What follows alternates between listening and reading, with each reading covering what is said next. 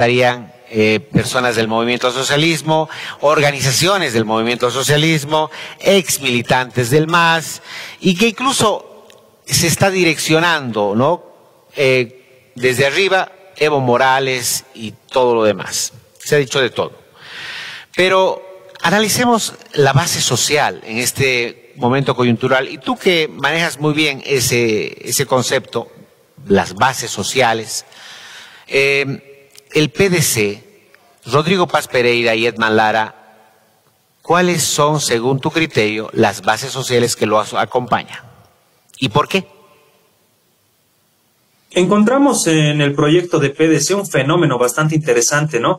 Recordemos al anterior candidato por PDC, el señor Dr. Chi, era un personaje muy ligado a los círculos evangélicos. De hecho, él también era pastor, ¿no? Y muchos de sus candidatos configuraban esa representatividad desde el ámbito de lo religioso, muy parecido a Jair Bolsonaro. Cuando el señor Rodrigo Paz Pereira y el señor Lara pues se representan por esta sigla, el Partido Demócrata Cristiano, ya desde su simbología y desde el accionar político de cada uno de estos personajes, también nos da cuenta de ciertos valores, ciertos elementos, cierto simbolismo de un carácter religioso vinculado a lo político, ¿no? De hecho, antes de la campaña, antes de las elecciones, se ve al señor Rodrigo Paz en una capilla rezando junto con toda su familia. Entonces, existe una exacerbación de los valores religiosos. El elemento simbólico denominado Dios, transmutado a la simbología política, ¿no? Bastante interesante para estudiar esto. Desde el otro lado tienes a un Jorge Tuto Quiroga que quizás representa ese odio exacerbado hacia lo masista, hacia lo evista, esos valores de revanchismo, esos valores de vuelta al pasado republicano, ¿no? Abiertamente lo ha dicho, hay que volver a la república, la destrucción de las instituciones, valores, cimientos y simbología del Estado plurinacional de Bolivia, ¿no? Entonces, todos esos elementos en ambos candidatos que van a pasar una eventual segunda vuelta son interesantísimos para poder valorarlos en su real dimensión.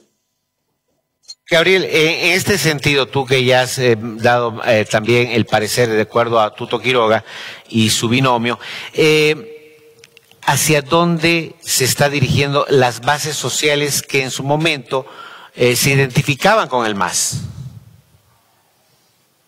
Bueno, indudablemente lo que se ha construido con la campaña del voto nulo ha sido algo histórico, ¿no? De hecho, si sumas los votos nulos y los votos blancos, superan el porcentaje obtenido por el candidato Samuel Doria Medina. Ahora, históricamente, tanto el voto blanco como el voto nulo siempre han representado alrededor del 3, del 5% como máximo. Estas elecciones representan también un poder de convocatoria del exmandatario Morales, pero indudablemente para mí son el reflejo del agotamiento de determinados personajes políticos que ya han pasado determinada era, determinado ciclo en el campo de la oposición al movimiento al socialismo. Tienes actores que han sido históricas figuras de oposición a Evo Morales. Jorge Tuto Quiroga es uno de ellos, Samuel Doria Medina es otro de ellos, Madre Reyes Villa es otro de ellos. Han llegado a su fin de ciclo. El agotamiento de estos personajes que hoy por hoy están siendo reemplazados por un candidato, Rodrigo Paz, que tampoco es de izquierda o extrema izquierda, ¿no? Se lo podría denominar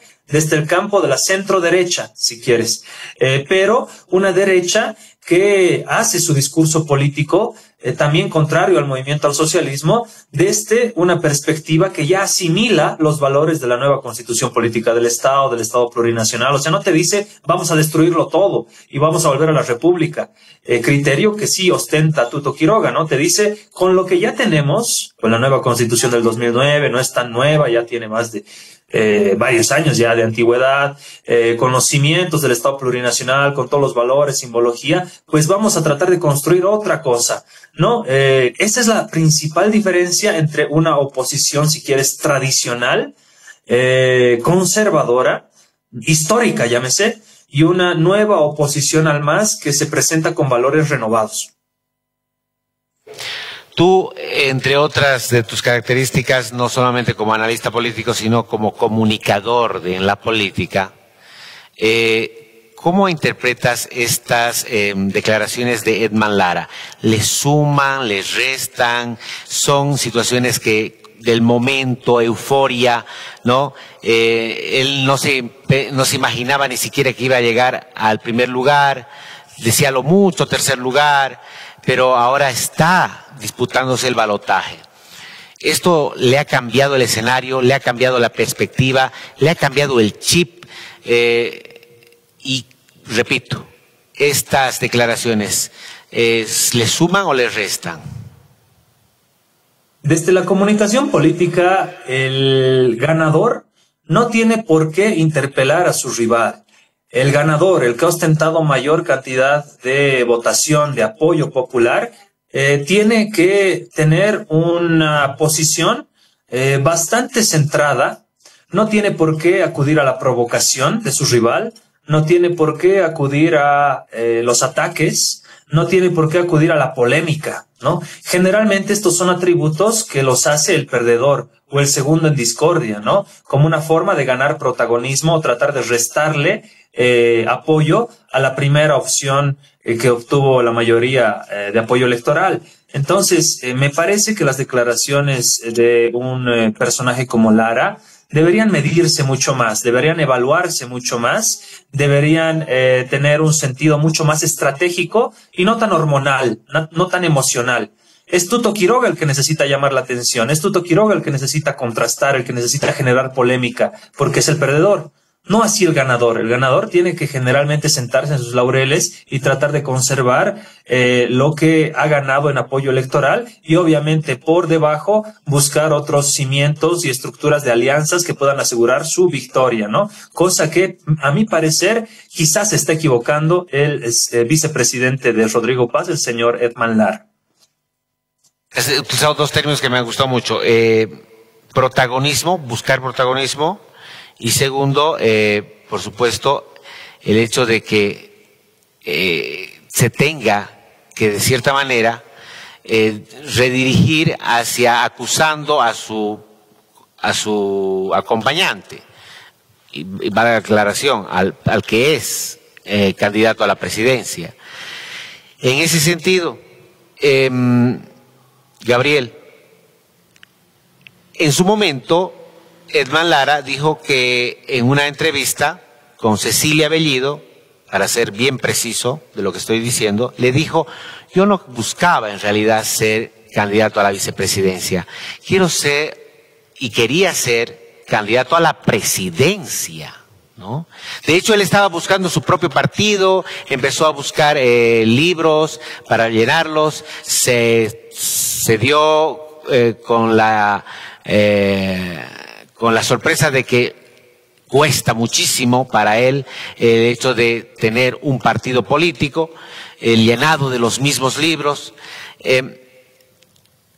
Tarde o temprano va a buscar robarle el protagonismo si es que son presidente y vicepresidente. Edman Lara, ¿le podría significar un peligro a Rodrigo Paz Pereira? Históricamente, si revisamos la historia contemporánea de Bolivia, los vicepresidentes han tratado siempre de, en términos populares, serrucharle el cargo al presidente, ¿no? Una relación que se quebró con el movimiento al socialismo, por ejemplo, ¿no? En Álvaro García Linera tenías un incondicional a Evo Morales Ayma, que en sus diferentes periodos de gobierno, pues, siempre estaba consciente de que él era y estaba por debajo de Evo Morales, ¿no? Cosa que no pasaba con anteriores vicepresidentes, el caso de Jorge Tuto Quiroga con el ex general Hugo Banzer Suárez, por ejemplo, ¿no? El sueño, por supuesto, de todo vicepresidente es llegar a ser presidente, pero no significa que eso lo vas a hacer a costa de destruir a tu compañero de fórmula, que finalmente una sincronía, una simbiosis entre candidato a la presidencia y vicepresidencia es la que ha generado el caudal de votación que ha obtenido Rodrigo Paz juntamente con el señor Lara. Y tal vez, quizás, es el factor por el cual Jorge Tuto Quiroga tampoco adquirió mayor apoyo, justamente por la selección de su vicepresidente, ¿no? Que confunde un cohete con un satélite, entre otros hechos anecdóticos. Pero, sin lugar a dudas, es importante consolidarse como un cuerpo unificado, la dirección de la presidencia y la vicepresidencia. No así con personalismos que, más que sumar al proyecto político como tal, terminan restando, ¿no? Esa situación debe ser muy bien planeada, muy bien meditada por los diferentes equipos de campaña, porque estamos transitando una pequeña, breve segunda campaña, si quieres, con miras al balotaje, la segunda vuelta electoral, que ya ha comenzado. Véase cómo Jorge Tuto Quiroga se ha mantenido sereno, se ha mantenido tranquilo, sin atacar a nadie de manera frontal, de manera pública, y por el contrario, Edman Lara, en lugar de guardar silencio y seguir ostentando el capital político devenido del voto popular, ha salido con múltiples declaraciones en 3 días que más que sumarle le están restando, ¿no? Y están generando un escenario de guerra sucia totalmente favorable para los intereses de Jorge Tuto Quiroga y su candidato a la vicepresidencia, que tampoco se ha mostrado del todo, porque es parte de una estrategia, ¿no? Entonces, hay que a veces saber guiar muy bien a los candidatos en función a la estrategia del equipo de campaña, que es muy importante. Quiero terminar con este video para que analicemos justamente la respuesta que dio en un medio de comunicación Rodrigo Paz Pereira acerca de los pronunciamientos o declaraciones que tuvo Edman Lara. Vamos a ver el video. Yo no podría decir, si mi marido se porta mal, lo meto a la cárcel o de esto. No, tienen problemas, arréglenlos dentro de la cama, no afuera. Ay, porque Dios. ahí está el problema. Pero tú me has preguntado, nosotros lo arreglamos así.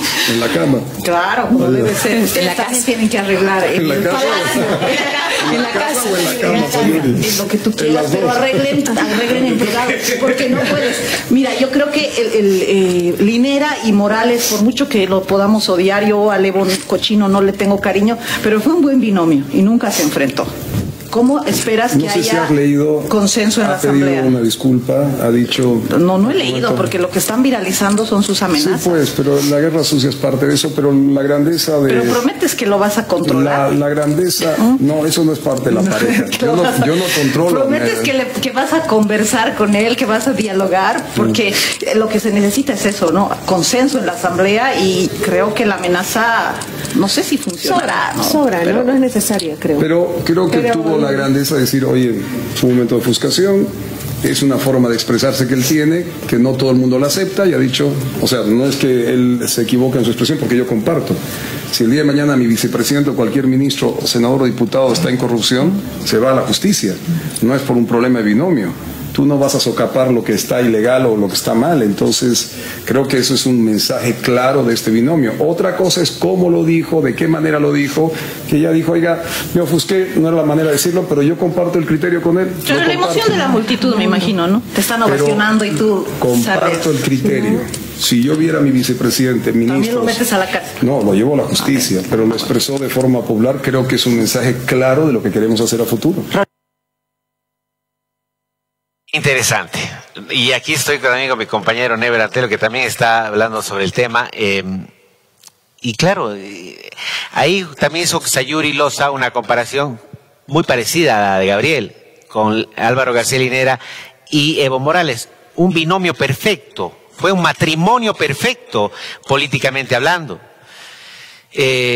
Sabíamos que el vicepresidente, de cierta manera, lo excusaba, lo blindaba a Evo Morales. Bárbaro. Muchos dirán y aplaudirán eso. Pero hay quienes también piensan distinto y dicen, ¿para qué tener a alguien que simplemente va a seguir el mismo monólogo del presidente cuando ocurra algo que podría llamar la atención ya sea el vicepresidente o el presidente? Ahí está. Justamente las diferencias van a hacer de que prácticamente se transparenten las irregularidades que podrían darse en el recorrido de esa gestión. Cada quien dirá y juzgará según su percepción, por supuesto que sí, pero nosotros le presentamos el uno y el otro parecer. Gabriel Villalba, ¿algo más antes para finalizar? Sí, de hecho, el presidente y el vicepresidente deben actuar en sincronía, en armonía, en coherencia. Por eso son parte de un proyecto que los ha llevado a ostentar cierto apoyo popular, ¿no? Esto en todos los binomios, ¿no? Estos dos que los tenemos en pantalla, el primero y el segundo, con relación a binomios, tienen que tener esa armonía y, por supuesto, esta coherencia en torno a un proyecto o en torno a sus propuestas reflejadas en la campaña, porque por eso votó la gente por ellos, ¿no? De hecho, el vicepresidente no le tiene que traer problemas al presidente y el presidente tampoco al vicepresidente. Quizás este último sí. De hecho, todos los dos se tienen que sentar y resolver los problemas del país. Pero si al margen de resolver los problemas del país y las tareas bastante urgentes y emergentes que van a tener en su mandato, encima se van a estar peleando, entonces, ¿quién va a dirigir los destinos estratégicos del país, no? Son dos cabezas que tienen que llevarse bien porque de las ideas de ambos van a salir las soluciones para el país. No pueden darse el lujo de pelearse entre ellos. Villalba, analista y comunicador político, muchísimas gracias por estar con nosotros. Un abrazo, Aníbar, un abrazo a Never y un saludo gigante a toda la audiencia, a toda la gente que nos está escuchando, viendo y compartiendo en redes. Hasta una próxima ocasión. Vámonos a una breve pausa, porque al retornar tenemos el último bloque de Antes de Medianoche. Enseguida volvemos con Antes de Medianoche.